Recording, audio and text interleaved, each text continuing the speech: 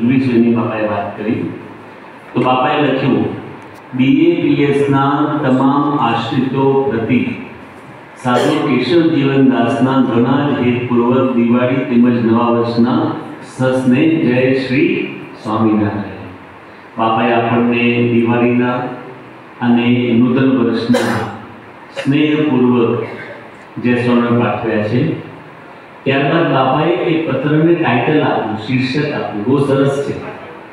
સ્વામી બાપાએ લખ્યું કે પ્રાપ્તિને પ્રતીતિમાં પરિવર્તિત કરીએ. બાપાએ આવું લખ્યું છે.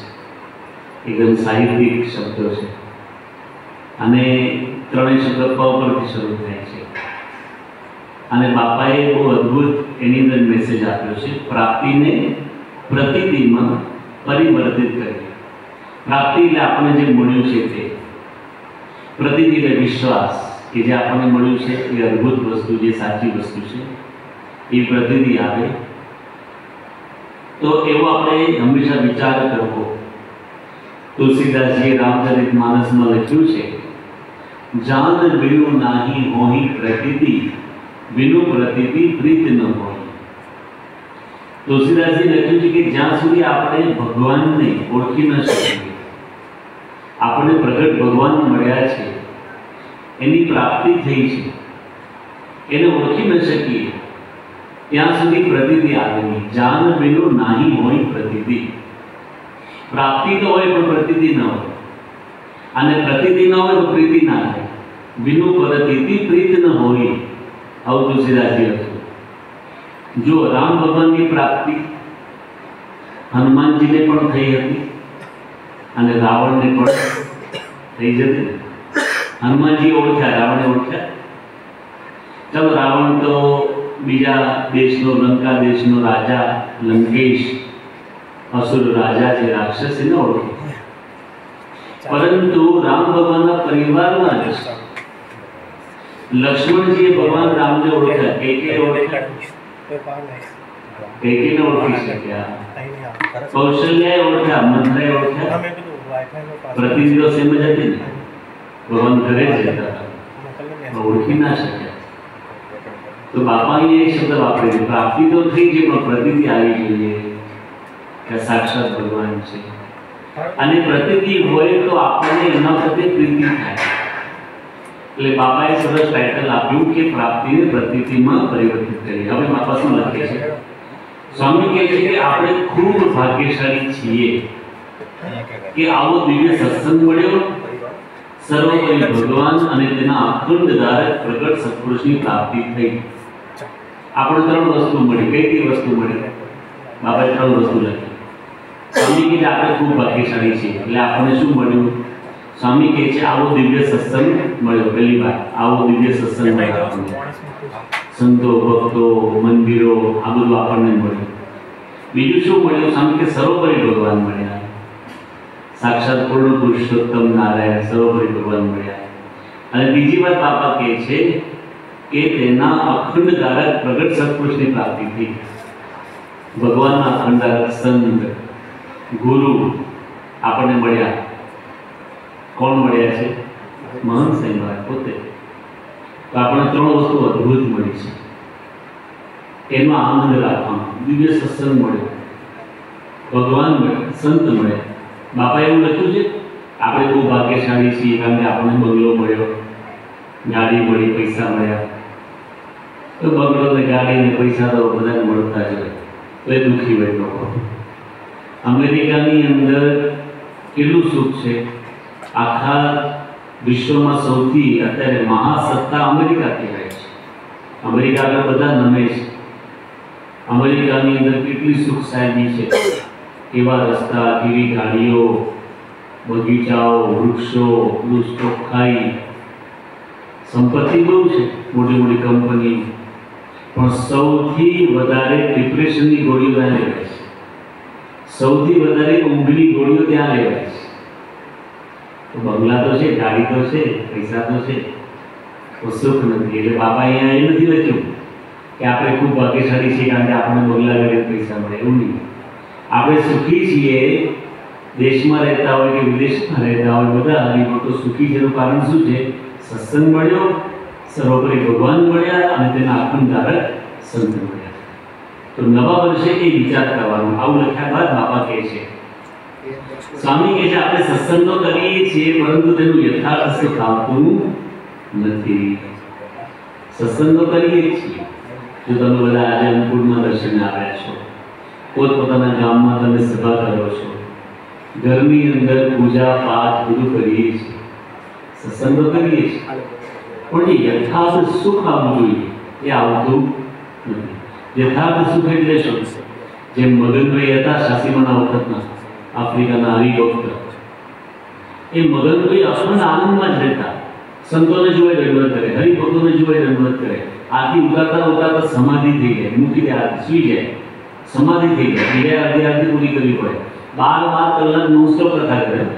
12 કલાક સ્ટીમરમાં આવે ને, આફ્રિકાથી ભારત આવતા તે સ્ટીમરમાં કથા કરે 12 કલાક. સવારે શરૂ કરે, પૂજા પાઠ કરી, નાસ્તો બાસ્તો કરીને બેસે 8 વાગે. ત્યાં 8 થી 12 કથા. બપોર જમીને થોડો આરામ કરે, પછી કથા કરે, પછી 4 વાગ્યા સુધી, પછી થોડો વિરામ આવે, 5 વાગે કથા કરે, રાતના 9 વાગ્યા સુધી 12 કલાક કથા કરે દિવસ. તેને યથાર્થ સુખ આવતું હતું, આનંદ રહેતો. આજે પણ તમે આફ્રિકા જાઓ, અમે હમણાં આફ્રિકા જઈ આવ્યા 3 મહિના. તે યુગાન્ડા દેશ છે, ટગોરો ગામ છે, ત્યાં આપણે રહેતા. મગનભાઈ ગામમાં કેમ જે સમાધિ સ્થાન છે ને, આપણા મંદિર જેવું કેમ્પસ છે, ખાલી સમાધિ સ્થાન. ત્યાં એક સરસ ઓરડો છે, ચરણાંકર રહ્યા છે, ત્યાં અમે અગ્નિ સંસ્કાર કરેલા. આ મંદિર છે ને એટલું સમાધિ સ્થાન છે. આફ્રિકાના હરિભક્તો વર્ષમાં એકવાર દર્શને જાય છે, એ હરિભક્તની સમાધિ અને શુભ સંકલ્પ કરે તો પૂરા થાય છે. હરિભક્ત કેવા છે? 51-52 વર્ષની ઉંમરે ધર્મ ગયા હતા, બહુ વધારે જીવે નહોતા.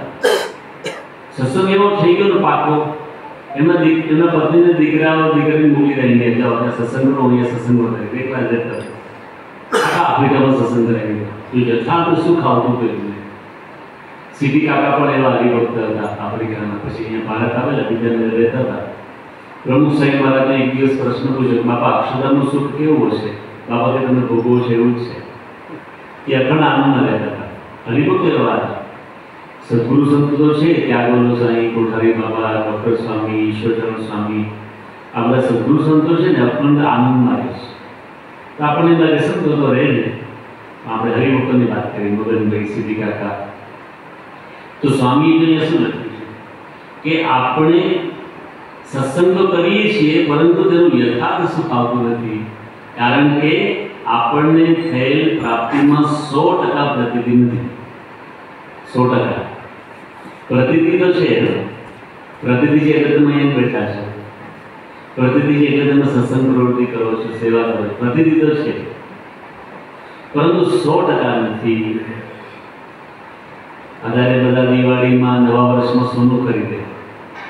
ગઈકાલે ગરીબ વખત આવ્યો અમેરિકાથી, વડોદરાની અંદર. પછી મને કે તમે ક્યાં છો? મારે મળવા આવું છું. હું આવું બોલી આવું. ગઈકાલે આવવાના હતા, રાત્રે સાંજે ફોન, આજે નહીં આવું, કાલે આવીશ. સારું, આજે અનુકૂળ છે, આવતીકાલે અનુકૂળ છે, એમાં આવજો. તો આજે શું થયું, કેમ કેન્સલ થયું? મને કે અમે તનિષ્કમાં ગયા છીએ. તનિષ્ક શું છે ખબર? સોનાનો શોરૂમ છે, ઘરેણા તનિષ્ક. એ નવા વર્ષે ઇન્ડિયાએ સોનું ખરીદી દીધું. જો માણસો સોનું ખરીદવા જાય છે, પણ સોનાની અંદર પાછું ધ્યાન રાખવું પડે ને, 100% સોનું હોવું જોઈએ. પછી એમાં કોઈ જેવું તેવું ભેળસેળવાળો આપી દે તો ના ચાલે. એટલે સારા શોરૂમમાં જવું હોય, નામ હોય ને, મોટા મોટા શોરૂમ હોય, 100% સોનું સાચું. તો આપણને 100% સોનું જ્યારે મળે ત્યારે આપણને મજા આવે. એ બાપા અહીંયા શું શબ્દ વાપર્યા? આપણે સત્સંગ તો કરીએ છીએ પણ 100% પ્રતિતિ નથી.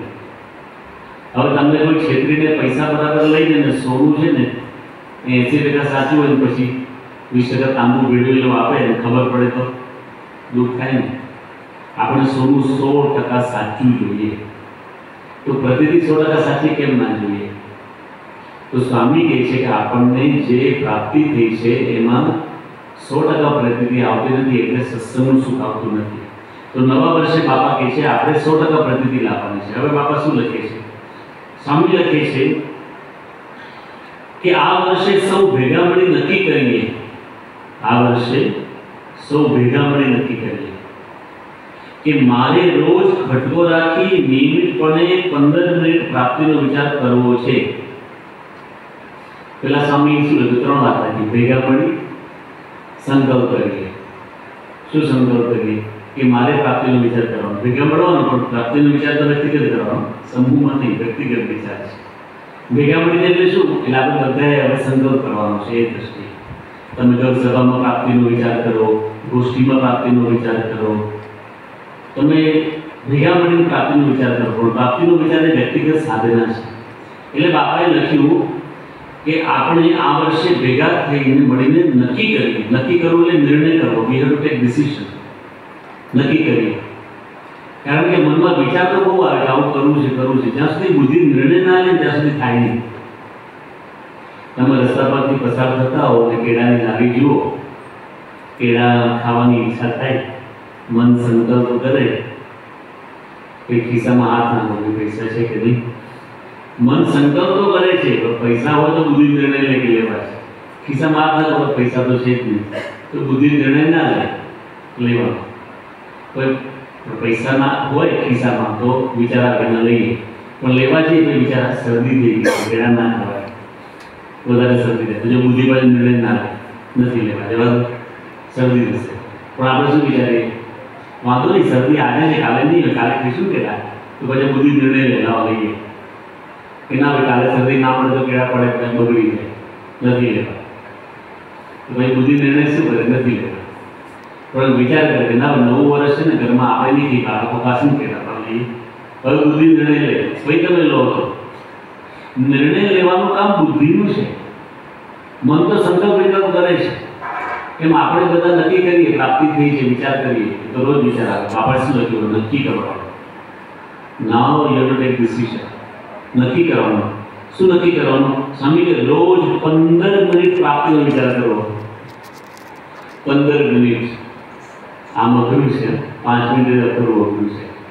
આપણે જે ભગવાન મળ્યા, સંત મળ્યા, એનો મહિમાનો વિચાર કરીએ ને, એ અઘરું છે. સ્વામી તો લખી નાખ્યું 15 મિનિટ કરો.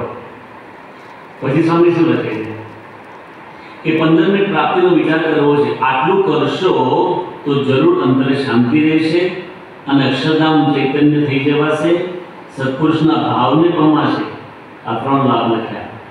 જો ખટકો રાખીને નિયમિતપણે રોજ 15 મિનિટ આપણે પ્રાપ્તિનો વિચાર કરીએ તો 3 લાભ આવે આપણને. કહેવાય પહેલો લાભ સ્વામી કહે છે અંતરે શાંતિ રહેશે. પછી આપણું હૃદય છે ને ચૈતન્ય મંદિર અક્ષરધામ તૈયાર થશે અને સત્પુરુષના ભાવને પામી જવાશે. પરમ પૂજ્ય મહંત સાંઈ મહારાજ યોગી બાપાના યોગમાં આવ્યા, રોજ પ્રાપ્તિનો વિચાર કરે. જો મહંત સાંઈ મહારાજ યોગી બાપા મય થઈ ગયા, યોગી બાપા મય, યોગી બાપા રૂપ થઈ ગયા. પ્રાપ્તિનો વિચાર. આપણે ખાલી 15 મિનિટ પ્રાપ્તિનો વિચાર કરીને સ્વામીના વચન છે, વરદાન છે, આશીર્વાદ છે કે તમે પણ સત્પુરુષમય થઈ જશો, અખંડ આનંદમાં રહેશો, અંદરમાં શાંતિ રહેશે. બાપા એ વાત નથી. અને પછી બાપાએ આપણને છેલ્લે આશીર્વાદ આપ્યા કે બધા તને મને ધને સુખી થાય, બધા તને મને ધને સુખી થાઓ અને સત્સંગનું સાચું સુખ પ્રાપ્ત કરો. તે આશીર્વાદ છે. તો બાપાએ આવી રીતે નૂતન વર્ષની અંદર આપણને ખૂબ અદ્ભુત આશીર્વાદ લખી આપ્યા છે. અને એની અંદર ખાસ કરીને બાબાએ પ્રાપ્તિનો વિચાર કરવાની વાત કરી. જેટલા મહાન ભક્તો થયા છે એ લોકોએ પ્રાપ્તિના વિચારથી જ આનંદનો અનુભવ કર્યો છે. તમે વાંચો રામાયણ, રામ ભગવાનનું ચરિત્ર છે. ભગવાન અયોધ્યા પધાર્યા એટલા માટે તો દીપોત્સવ થયો.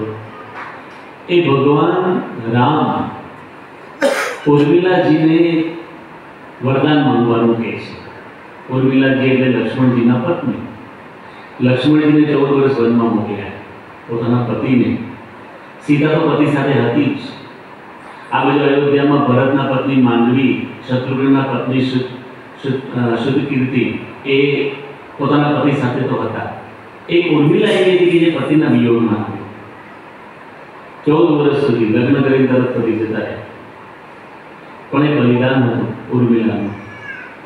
અને ઉર્મિલાએ સહર્ષ પોતાના પતિને ભગવાનની સેવામાં મોકલ્યા. તો ભગવાનને પ્રસન્ન થઈને વરદાન માંગવાનું કહ્યું કે તમે માંગો માંગો તમને વરદાન આપું. तो उर्मिलाजी શું વાત કરી કે ભગવાન રઘુકુળ જેવા કુળની અંદર મને પુત્રવધુ થવાનું સૌભાગ્ય મળ્યું છે, આપના જેવા જેઠ મળ્યા, આપના ભાઈ મારા પતિ થયા, ભરત શત્રુઘ્ન જેવા મારા દિયર થયા, સીતાજી જેવી મારી બેન થઈ, આનાથી દુનિયામાં કોઈ સારું હોય તો મને કહો તો હું માંગુ। જો આ પ્રાપ્તિનો વિચાર હતો કે મને શું પ્રાપ્ત થયું છે, આવું અદ્ભુત કુળ મને પ્રાપ્ત થયું, આપના જેવા ભગવાન મારા સંબંધી થયા, સીતા મારી બહેન બની, આ પ્રાપ્તિનો વિચાર હતો। તો કીધું કે મારે કંઈ માંગવું જ નથી, આપણે પ્રાપ્તિનો વિચાર નથી કરતા એટલે માંગ કરીએ છીએ, બાપા આ આપો, પૈસા આપો ને આ આપો, પણ ખરેખર મળ્યું છે વિચાર જ નથી કરતા। એટલા માટે ગુજરાતીની અંદર એક સરસ કહેવત છે કે આપણને ભગવાન અને સંત જે આપે છે ને એની સામે દ્રષ્ટિ રાખો, જે નથી ને એની સામે ન જુઓ, એના માટે અંતરમાં જુઓ કેવા ભગવાનને કેવા સંત મળ્યા છે। બહારથી દ્રષ્ટિ સંકેલી થોડી ભીતર વાળીએ, બહારથી દ્રષ્ટિ સંકેલી થોડી ભીતર વાળીએ, નથીની ઝંખના છોડી છે તેનું સુખ માનીએ। આપણે જે નથી ને એની જ માંગણી કરીએ, બાપા આ આપો ને આ આપો, પણ જે છે એને માનો ને। હિન્દીમાં પણ કહેવત છે, शिकायत छोड़िए शुक्रिया अदा कीजिए, शिकायत है प्रिया, शिकायत छोड़िए शुक्रिया अदा कीजिए, जो है पास उससे आनंद लीजिए। अपनी पासे जो वस्तु है एમાં આપણે આનંદ લેતા નથી, અને જે નથી એની ઝંખના રાખી એટલે દુઃખી થઈ જાય। તો ઉર્મિલાએ ભગવાન પાસે માંગ્યું, ભગવાન મારી પાસે છે જ બધું, મારે કંઈ માંગવું જ નથી। પ્રાપ્તિનો વિચાર હતો તો 14 વર્ષ એકલા રહ્યા, વિયોગમાં રહ્યા, છતાં પણ આનંદમાં રહ્યા। ત્યારે ભગવાન રામે કહ્યું, ઉર્મિલાજી અમે આપ્યા વગર નહીં જઈએ, કાંઈ તો માંગો, અમે આપ્યા વગર નહીં જઈએ, તમારે કંઈ માંગવું પડશે। તો શું માંગશો? કે ભગવાન મારા પતિને આપની સેવામાં મોકલું છું 14 વર્ષ માટે, એવું વરદાન આપો કે મારા પતિને મારી યાદ ના આવે, એને મારું વિસ્મરણ થઈ જાય, કદાચ મારી યાદ આવશે ને તમારી સેવામાં કંઈ ખામી રહી જાય તો મારી યાદ ના આવે એવું વરદાન આપો। આ હતું બલિદાન કે ઉર્મિલાની ભક્તિને જગત કદી જાણે નહીં, રામ સીતા પાસે નિજ સુખ માંગે નહીં, આનંદ માએ હંમેશા સ્વયંના બલિદાનમાં, हम देशनी आज रमणी अमर छे इतिहासમાં। રામ સીતા માંગવાનું કહે છે પણ નિજ સુખ માંગતા નથી, બલિદાન કરે છે, એ આનંદમાં રહે છે। એનું કારણ શું? પ્રાપ્તિનો વિચાર। તમે કૃષ્ણ ભગવાનના જીવનમાં જુઓ, ઉદ્ધવજીને મોકલ્યા ગોપીઓને ઉપદેશ આપવા માટે, પરંતુ ગોપીઓની વિશુદ્ધ ભક્તિ જોઈ ઉદ્ધવજી ગોપીઓના ચરણમાં નમી ગયા। પછી ભગવાન પાસે આવ્યા મથુરાની અંદર, અને ભગવાને કહ્યું કે ઉપદેશ આપીને આવ્યા તો કે ના લઈને આવ્યા। ઉપદેશ આપવા મોકલ્યા હતા, વક્તા તરીકે મોકલ્યા હતા, શ્રોતા તરીકે પાછા આવ્યા કે હું સાંભળીને આવ્યો ઉપદેશ, અને હવે મારે વરદાન માંગવું છે। ભગવાન કે માંગો। हाथ जोड़िए वरदान मांगे। आसामो चरण रेणु जुषामहं स्याम, वृंदावने किमपि गुल्मरत औषधीनां। हे भगवान, आवतो जन्म મને આપો ને તો ગોકુલ વૃંદાવનની અંદર ઘાસનો આકાર આપજો, જેથી ગોપીઓની ચરણ રજ મારે માથે પડે। जो आ प्राप्तिनो महिमा समझायो, केवा भगवान तने, केवा तमारा भक्तो, मारे तेना दासनो दास थयो छे। प्राप्तिनो जेने विचार होय ने लौकिक मांगणी करे ज नहीं, एनी मांगणी जुदी होय। कवि रसखान थई गया कलियुगना, काबुलना हता, पछी वृंदावનમાં આવ્યા ને मुसलमान हता, पण आखी जिंदगी कृष्ण भगवाननी भक्ति करी हती। एमणे भगवान पासे मांग्યું, मांस हो तो वही रसखान, बसो ब्रज गोप गोकुल गोप के द्वारन, जो पशु हो तो कहाँ बास मेरो, चलो नित नंद के धेनु मंजारन, जो खग हो तो बसेरो करो नित काल निपुल कदम के दारन, पावन हो तो वही गिरी को जो दरियो करे।